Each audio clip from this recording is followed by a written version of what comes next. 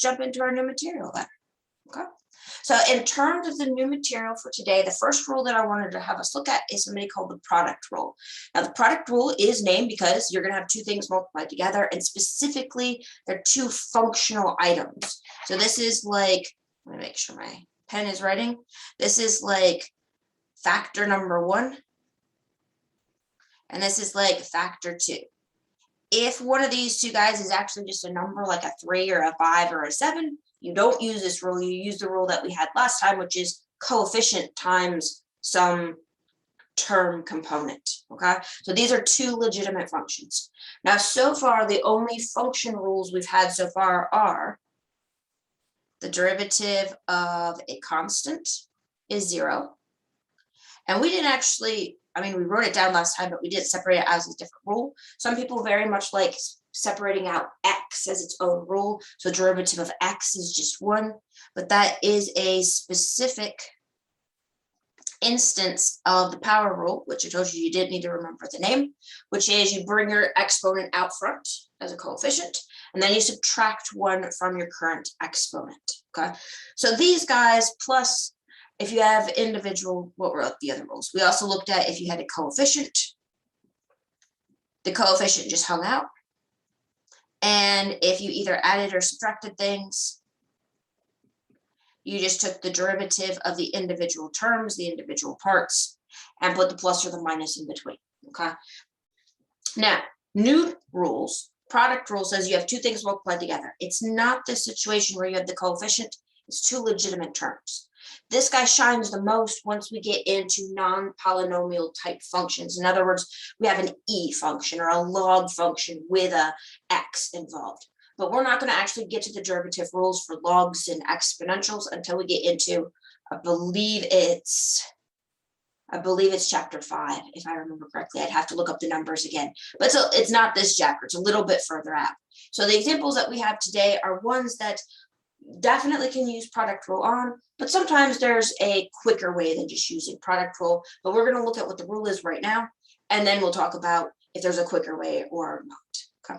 So for example, let's look at this first example that says we have some function, and it's got x squared plus 5 minus 1 over x whole quantity multiplied by x to the 4th minus 1. So first check is you check to see if it's a basic rule. And a basic rule are some of these guys right here. Okay. In other words, does it look kind of like a polynomial? Or all the terms separate out? In other words, nothing that's being multiplied together. And you're just like, well, yeah, I've got that in this factor, and I've got that in this factor, but I do actually have two things that are legitimately multiplied together, which means since you have this multiplication right here, that tells you that we're going to be using the product rule. Now, in order to actually use the product rule, what do? You take the rule that we have right up here at the top, and let me highlight it. We take this rule right here, and we identify who the f function is and who the g function is. In other words, who's the first factor and who's the second factor. So in our example, and it doesn't matter which one you call which, but in our example, I'll go ahead and label the first factor f and the second factor g, just so we can call them f and g. So then the derivative of this guy, and there's two symbols for this derivative. You can either use the dy over dx, the Leibniz notation, or you can just do the shortcut notation with a prime that indicates derivative. Both of those two symbols mean derivative of the function y. Okay. So here, what would we do if we apply product rule? Product rule says you take the derivative of the first term. So we're going to take the derivative of our first term. I'm going to leave a blank there. We'll come back to that in just a second. Then the product rule up here says you're going to take the original second term, no changes. So this would be just the x to the 4th minus 1. So there's the no changes. Then it says you're going to add two things together. And it says you're going to take the original first factor, no changes. So this would be the x cubed plus 5 minus 1 over x. So there's the regular f. And then the last part of this formula says you're going to take the derivative of that second factor. And let's go ahead and calculate that derivative. Anybody got what the derivative of x to the 4th minus 1 would be?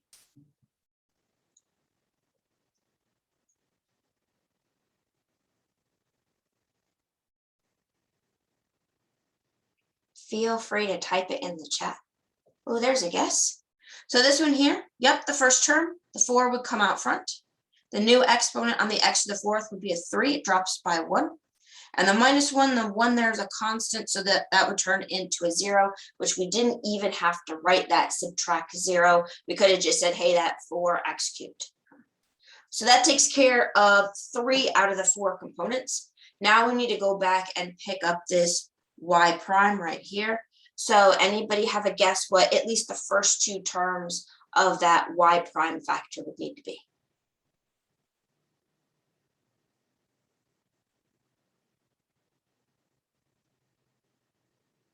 Or maybe break it down a little further. What would be the derivative of x cubed? That first term. This one right here. Okay. So for that one, let me go ahead and mark it just so that we're all on the same page.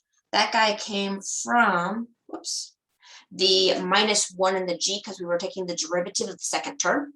And what I did is I used that rule right up top that's marked now with an orange dot. That orange dot rule said the derivative of any constant is 0. So this 0 right here was literally us taking the derivative of 1 equals 0. Anytime you have a plus a constant, so plus a real number, it automatically, once you take the derivatives, it'll just disappear. But only if the term was only a real number. So only that -1, or only the +7, or only the -17/18 type thing. And so as soon as it has a variable in it, that rule does not apply anymore. I can't tell if that helped. Hopefully that was better. Okay, cool.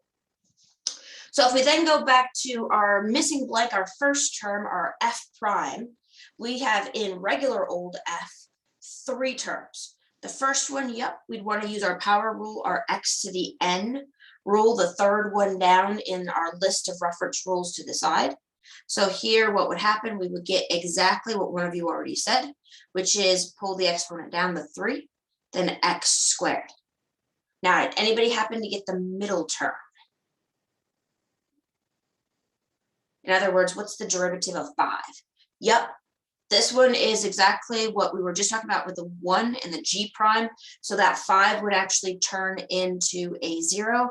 And feel free to not write it down at all, because, 0, if you add 0 to something, it's still that other thing. Okay? And so the last thing we need to worry about is the derivative of 1/y. Now I'm going to go ahead and put this over to the side to get our scratch work for the derivative of 1/y, just because we already have all those arrows. So over to the side here, if we want to take the derivative of 1/y, there was a trick to it. Anybody remember the trick that we did last time? Specifically 1 over something. Actually, it could be any constant over something. The trick will work. What should we do to make 1/x into a convenient format? Yep, you want to convert it into having a negative exponent. Anybody got what the negative exponent is going to be for 1/x? It will be. It'll be -1. So then at this point, you can go ahead and apply that power rule. You can apply this third derivative rule down, the last one that has an arrow in front of it. So this tells you pull your exponent out front. So we'll have a negative, then multiply by x raised to, and anybody got what the new power will be on the x? So you have -1 subtract an additional 1. So that would turn out to be -2. Your preference, how you want to write this, it is totally okay to keep writing it as -x raised to the -2 power. Or if you prefer, you can put it back into a fraction. Wow, I ran out of space over there. So we'll put it back into a fraction on the next line down, which would be -1/x squared. Both of those totally fine ways of writing it. So before I write it down in our final answer back in the problem, do you guys want me to use the fraction format or the format with the powers? Anybody have a preference? And hint, it doesn't matter. It's just whether you guys have a preference or not. Okay. At this stage, most people whoops, I put the wrong exponent. Most people do prefer the power. In other words, with the exponent at this stage when you're first learning the derivative rules. However, again, it's personal preference. Some people really do like fractions a lot, but at this stage, most people default to not fractions. Okay. So in terms of this guy, let's clean it up just a little bit. I really don't want to do the multiplication, so let's not. So we would have 3x squared minus x to the negative 2 power, multiplied by x to the 4th minus 1, and then plus x cubed plus 5 minus 1 over x, and then times 4x cubed. And while that's kind of a mess, it is totally the right answer. It just might be a little bit more complicated than somebody else would have wished if you were then giving this answer to somebody. But that is a perfectly fine answer. We're going to stop right there because we're focusing on how to deal with our product rule, not a bunch of algebra right now. Okay? So that was our first example. What we just did is exactly what you do anytime you decide you want to use the power rule. So before we go on to our next example, any questions so far?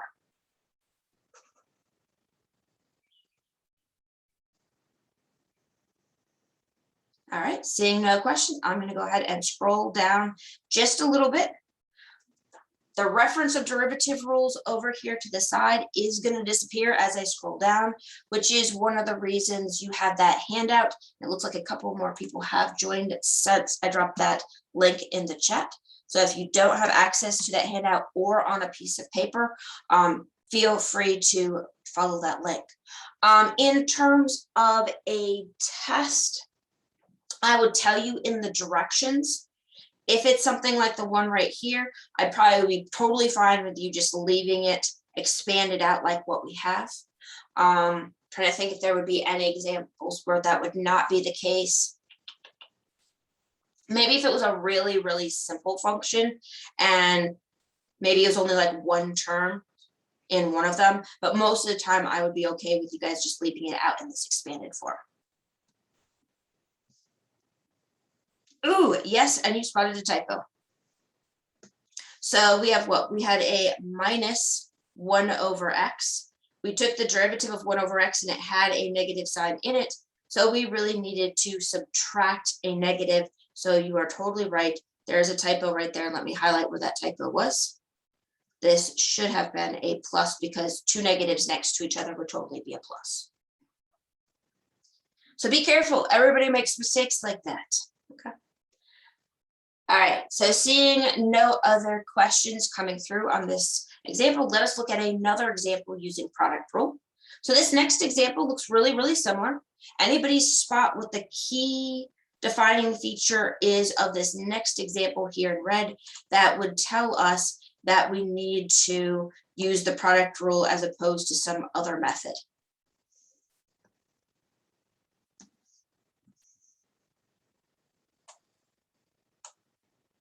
Anybody spot what it is about this example that I would say that product rule would apply here?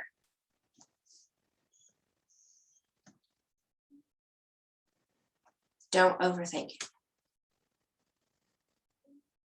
Ooh, the square root all by itself, just having the root wouldn't force us to use product rule, but there is something about the square root term that's important. So I think you're on the right track. Maybe. You could go two ways with that answer.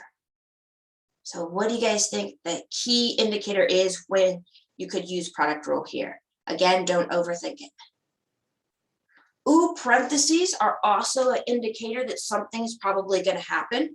But just like with the square root, just because you have parentheses in general doesn't mean that you have to use product rule, but it is, again, an indicator that you might be. It's something else, but it is highly related to both those answers that came in. It's even simpler than what you're thinking. What's the key thing that we need to look for with a product rule? Don't overthink it. And why I'm asking this is because this allows you to identify what rule to use. Ooh, you're totally on the right track. So with two functions, yes, definitely something we need for product rule. It is highly related to having two functions as well. There's one missing word in all of these things, all these answers that you guys have sent in.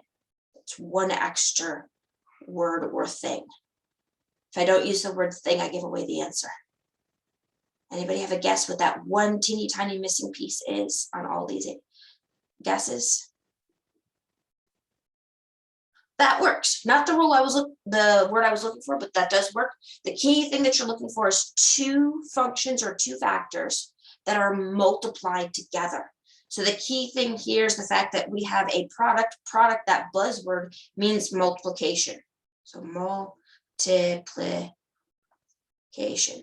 That's the key thing you're looking for. So anytime you have two functions where they both have an x in them, you could totally use product rule. So for example, over here to the side, if you had x squared times x cubed, you could totally use product rule to find the derivative of that. It'd be dumb. You really shouldn't. You should just multiply them together and then use a really simple rule. But you could use a product rule here. Why? Because you have that multiplication symbol right there. Right? So the key thing you're looking for is two things multiplied together. Now, if we apply product rule, and let's go ahead and talk about us wanting to apply product rule right here. So product rule. Well, what do? We're going to have that exact same format we had with our last question. So here we'll have our derivative, and we can call it either y prime or dy over dx. Either way is perfectly fine, your preference. And here we'll have what? We'll need to figure out who our f function is, who our g function is, and then we'll put it in this exact same format of our rule that says, not what I just wrote, don't put a plus in the end there. And then we'll have the derivative of the first function times the original second function, then multiplied by the original first function times added original first function times derivative of the second function.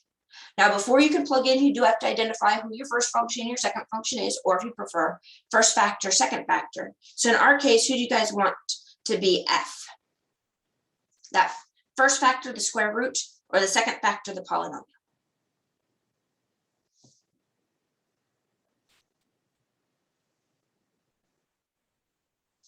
I would too. I always put the first one, whoever's written first, to be the f function. You notice I actually even called the rule first function, second function.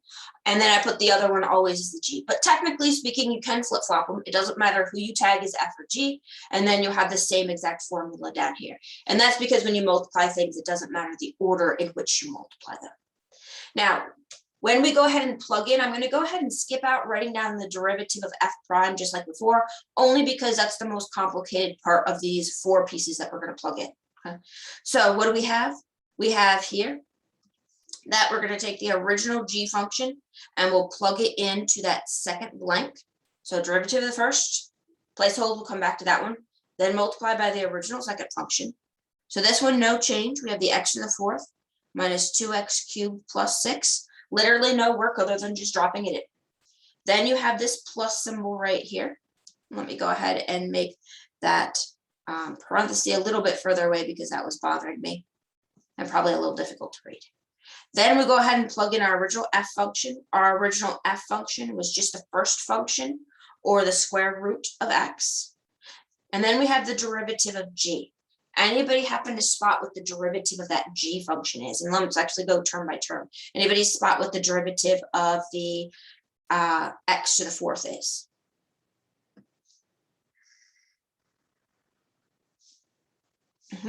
Anybody spot what the second term is? The negative 2x cubed.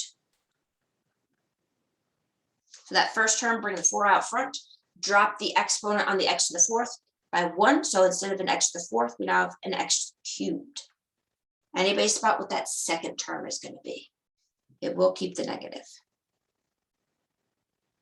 So for the second term, we'll take our exponent. Let me make this so you can see it. Take the exponent of 3, multiply it out front. So the 2 times the 3 will be a 6. And then we drop the exponent by 1. So subtract 1 from 3.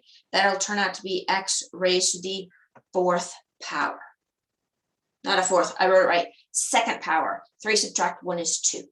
Now, I went ahead and we already have the parenthesis here right at the end of that second term. Is that okay? Or do I need to squeeze in some number really, really tinily or really small at the end of that factor? Or are we done do we already have the derivative of that second factor? What do you guys think? Do I need to put anything else at the end of this answer, or is this derivative good?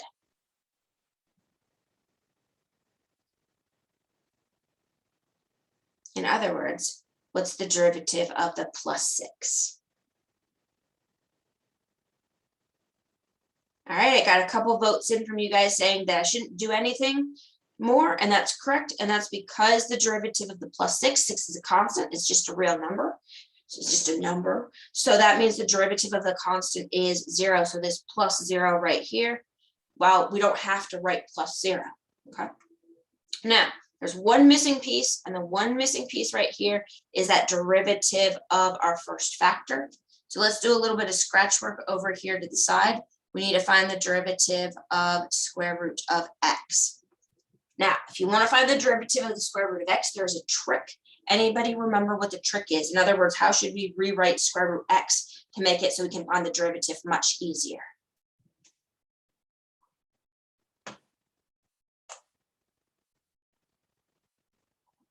Yep. So we'll rewrite it, and we'll rewrite it so that the square root is actually a fraction. Specifically, roots are always going to be 1 over something, or it's actually whatever's the exponent on the x under the root over the number of the root. Square root is over 2.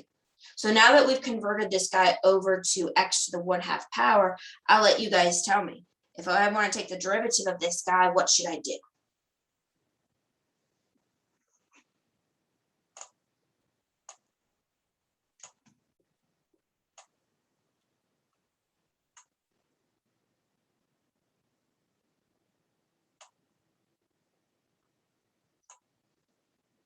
What should I do with that 1/2? Where's it going to go?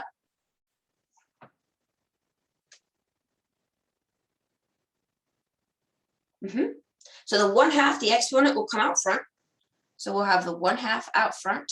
We'll then have an x, and we'll subtract 1 from the exponent on the 1/2. So if you subtract 1 from positive 1/2, it will turn into negative 1/2.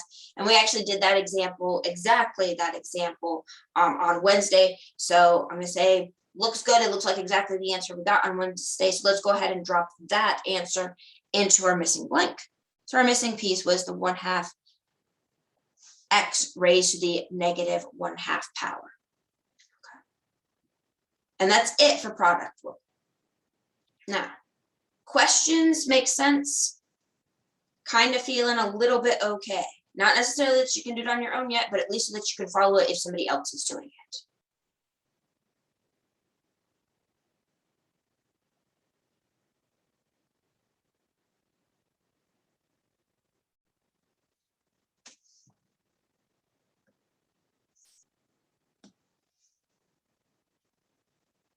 All right, seeing nobody freak out on me yet, or at least not in a way that you've communicated to me, I want to show you something that can happen with product rule.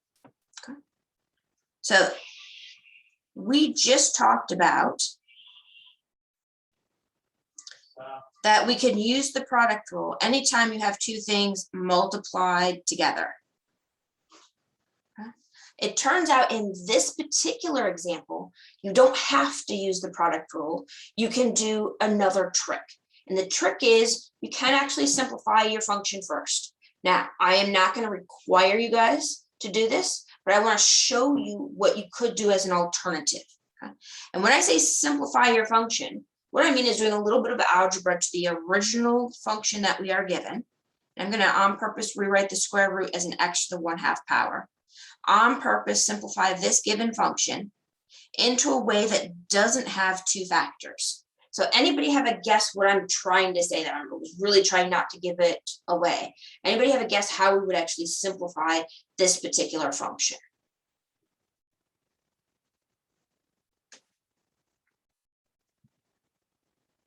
It's an algebra step. It's not a calculus step. How would we simplify it so it doesn't have two factors? Yeah, just multiply it. So what we'll do is we'll multiply the x to the 1/2 power by each of those three terms. In other words, distribute the square root on everybody. So if you multiply this together, you'll get x raised to that, and you add the exponents. So we'll get 4 plus 1/2 or 4.5. So here's scratch work to the side. If you add 4 and 1/2 together, that's the same as 4.5. You don't normally put decimals in the exponents, although technically you can. I want to go ahead and give you this is exactly the same as 9/2. Then when you multiply through on the second term, notice what happens. You'll get the coefficient, the 2 stays the same, the minus still stays there, but now you have the x raised to the 1/2 power times x raised to the 3. Again, you add exponents, so it's now 3.5. And this one, if you write it as a fraction, I'm just going to go ahead and give you what the fraction is. That would be 7/2. Now, the last one, there is no x in the term inside the parentheses. I'm at 6. So here, this is exactly the same as 6 raised to the 1/2 power. Okay. This is the same function you started with, just not written in factored form. So if we want to go ahead and find the derivative of this guy, do we, in its current form, need to use product rule now that we multiplied it out? What do you guys think? Would we use product rule in this current format of the function? Yes? No? Everybody say no. What's missing? There's nothing multiplied together. Everything is what? Everything is just added or subtracted together, the terms with x's. So here we're just going to use our basic rule, our power rule, our rule that says pull the exponent out front. So if we do that, notice first term, pull the exponent down front with our power rule, we'll have 9/2, x raised to the, and then we would subtract 1. Well, this was originally 4.5, so if you subtract 1, it'll be 3.5. This is 7/2. And remember, I believe we talked about this shortcut rule before. If you subtract 1 from a fraction, the shortcut rule says it's a minus b on the top. That is totally the shortcut rule I'm using right now to get those new exponents. Okay.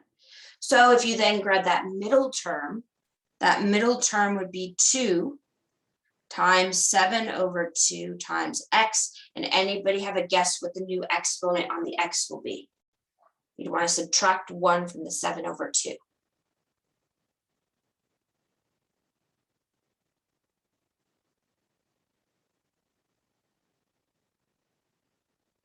It would be. So subtract 1 from 7/2 would be 5/2. And then we come to our very last term here. And the very last term would be 6 times. And then this would be the derivative of x to the 1/2, which we already found. So I'm just going to go ahead and copy that derivative that we already have up in Scratchwork a little bit higher up on the screen there. So this would be 1/2 x raised to the negative 1/2. Now this one, I would expect you guys to simplify. But the only thing that would simplify would be who would actually be these coefficients. So we just need to simplify those parts that are circled. First term would stay 9/2, times x raised to the 7/2. Anybody spot what that middle coefficient is going to be?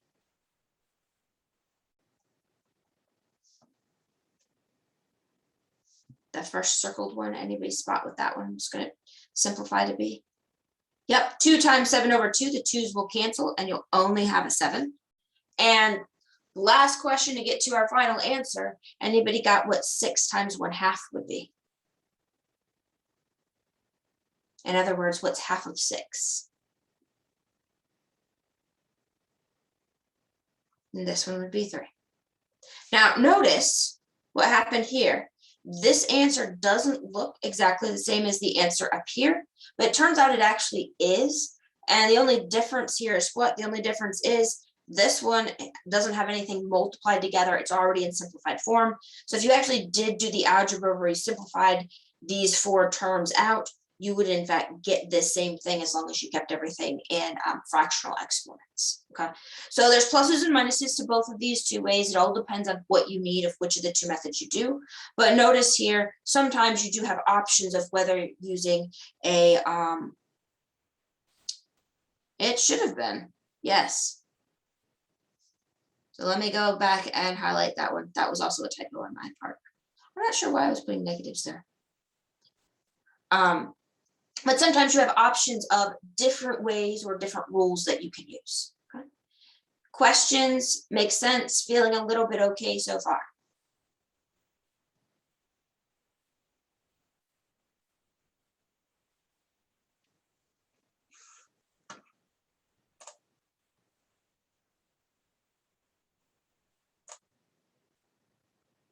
Seeing no questions on your part. The next example that I've got for us is over in Poll Everywhere. I'll go ahead and drop that link over in the chat for you guys if you don't have it pulled up on your end already. And what it's going to ask you to do is it's going to ask you to look at, hey, what's going on with this question? Now, it is one question sort of, but it has two parts. The first part is going to ask you, what derivative rule do you think we should use here? And the second one is going to ask you to actually find the derivative. And what I'm going to do for this guy is I am going to go ahead and put you guys into breakout rooms. So if you want to talk to each other, you totally can. If you don't want to talk to each other, that's okay too. These are randomly generated. There's going to be just 4 to 5 of you in each sort of mini Zoom room. Feel free to unmute yourself and talk to each other or type in the chat, or I guess be completely antisocial and don't talk with each other whatsoever. But you should see an invite to breakout rooms now.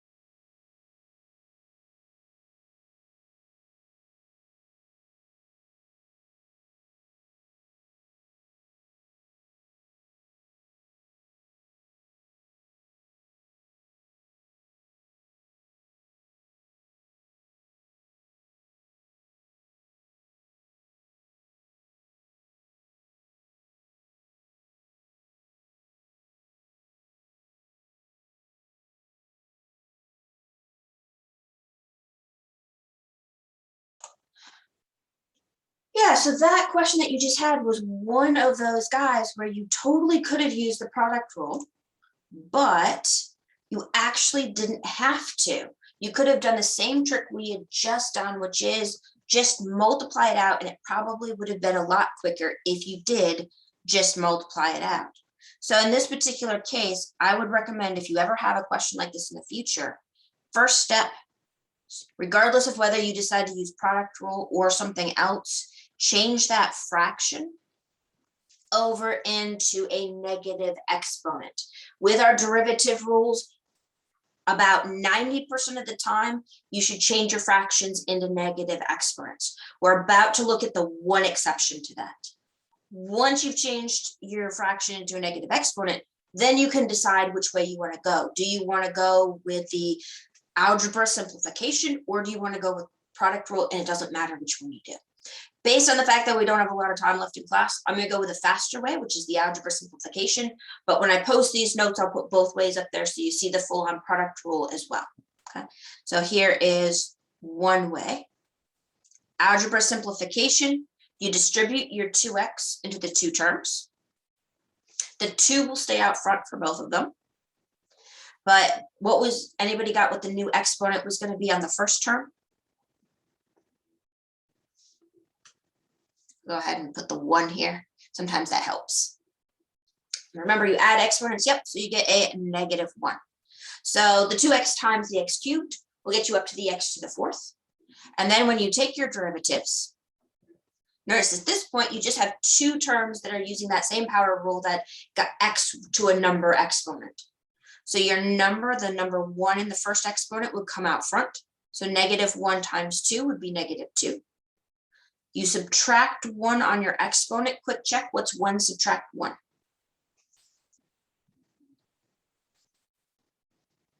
Hopefully you're all thinking 1 subtract 1 is 2.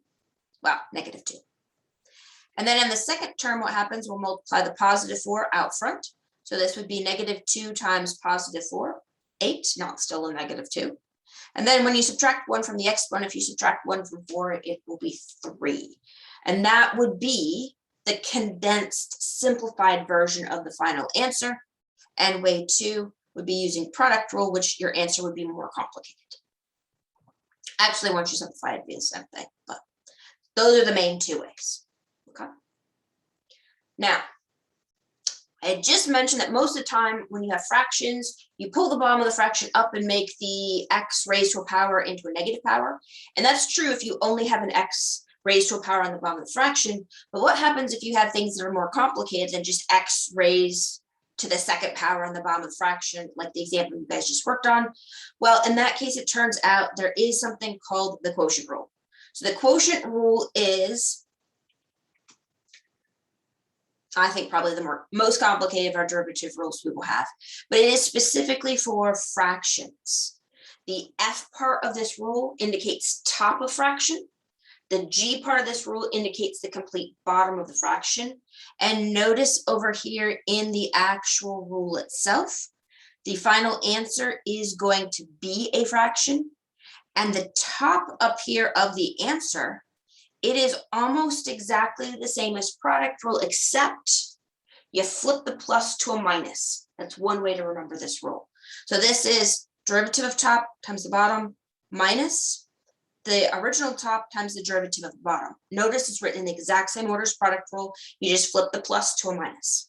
Now the bottom of this fraction is different because there was no bottom of the fraction in the product rule. It is simply g squared. Okay. So let us see how this would work if we have an actual function. Okay. So first thing is, you see a function.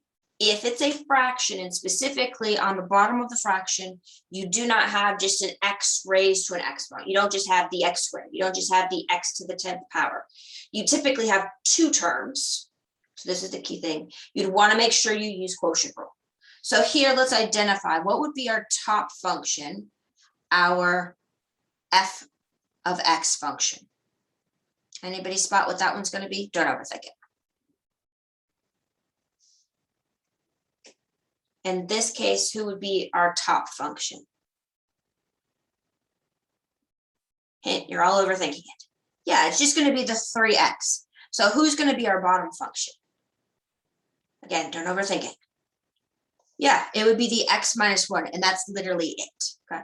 Now, some people like to put a little chart to the side, and we could have done this for product rule as well, and say, hey, you know what, in the formula, I need to figure out what the derivative of the top is and what the derivative of the bottom is.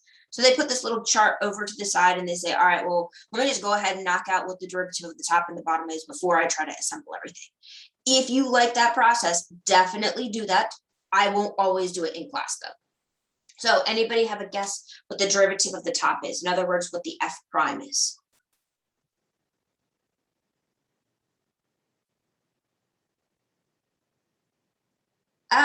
Nope, but you are kind of close.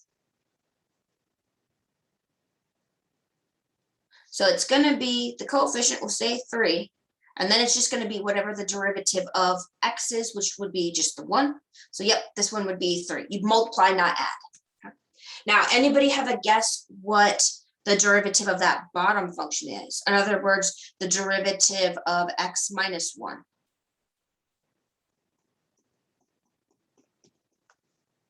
Don't overthink this one. Well, the derivative of x is going to be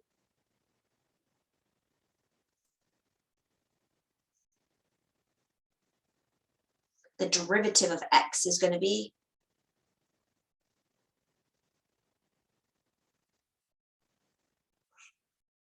it doesn't stay the same, it will change. The derivative of x will be what? 1. And the derivative of a constant, the derivative of the negative 1 is going to turn into what?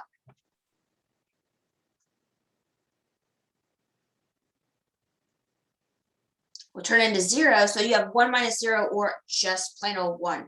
This is one of the rare cases where both your derivatives turn out to just be constants, just real numbers. So at this point, we'll plug it into the formula. So our formula says the derivative of this function y, which you can write it in either of the two notations that we have. So derivative dy over dx or y prime. You then grab the formula, and the formula says derivative of top, so this is going to be our f prime, times the original bottom minus the original top times the derivative of the bottom, and all that is going to be over your g prime or your bottom squared. Okay. So a derivative of our top was the f prime. Over here to the side, we saw it was 3. You take your original bottom, your original g, so that's going to be your x minus 1. And notice you can just pull these all from the chart right over here. Then we subtract our original top. Our original top was the 3x minus the derivative of the bottom, our g prime, which was our 1. And on the bottom of this new fraction of the answer is going to be g, but quantity squared, so the original bottom is the x minus 1. Now, this one I would expect you to simplify, okay? So for this guy, once we have everything plugged in into the formula, I'm going to multiply the 3 times the g.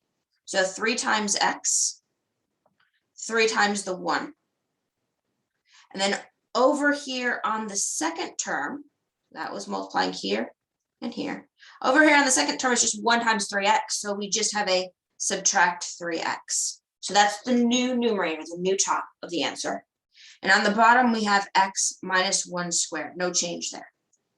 Now, I'm going to claim that the top of the fraction totally simplifies. Do you guys see anywhere where the top of this fraction simplifies?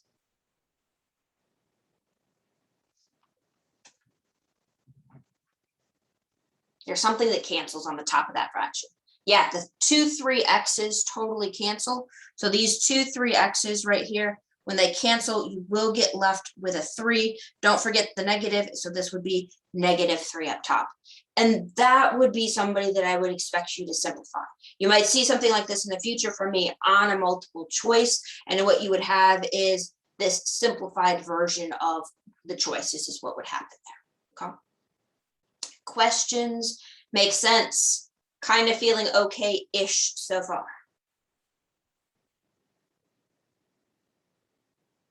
At least following. Okay, so let's end with one last example. And this one last example looks kind of similar. So let's start off by checking who our top and who our bottom is. So don't overthink it. The top is literally what's on top. The bottom is literally what's on the bottom. So in these two cases, all you have to check out for quotient rule is the fact that it's a fraction. Okay, and then bam.